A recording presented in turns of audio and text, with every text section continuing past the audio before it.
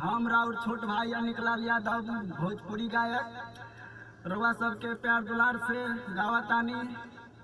रवा सब सुनब, प्यार दुलार देव और राजीव रॉक्स फिल्म के सब्सक्राइब करे के लेल नहीं भूलब। आई हम सुनावतानी एक भोजपुरी गीत, रवा सब सुनी और राजीव रॉक्स फिल्म के सब्सक्राइब और लाइक कमेंट करे नहीं भूलब। आई सुनी रवा लोग।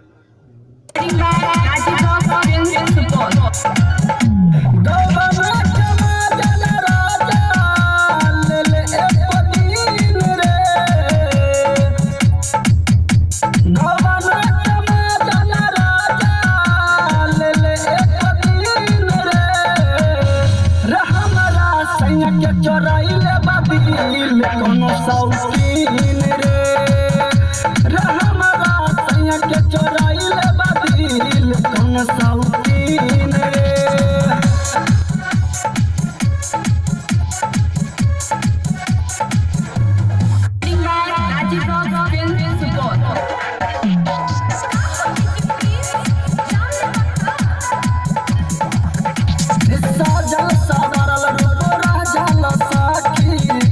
के दिन रोज सुन रे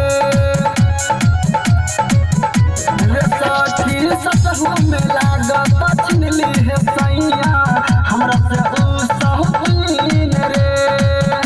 लागत बढ़ा के खियावले सैया जी के नून रे, लागत बढ़ा के खियावले सैया जी के नून रे। सैया के चोराइले बाबिल कोनो शौकीन रे, हमरा सैया के चोराइले बाबिल कोनो शौकीन रे।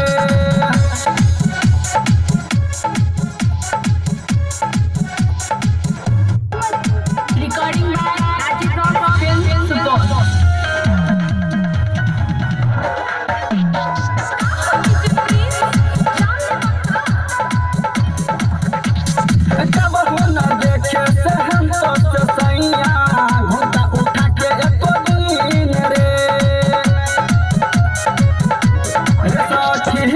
मन बिहारी मोर तोरले बाबिलबा गनी हम आज ओकर तीन रे।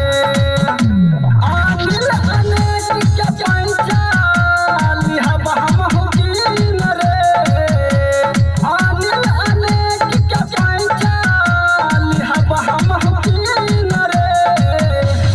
हमरा सैया के चोराइले बाबिल कोनो शौकीन रे, के चोराइले बाबिल कोनो शौकीन रे। गबना जमा जन राजा लेले एक दिन रे, गबना जमा जन राजा लेले एक दिन रे।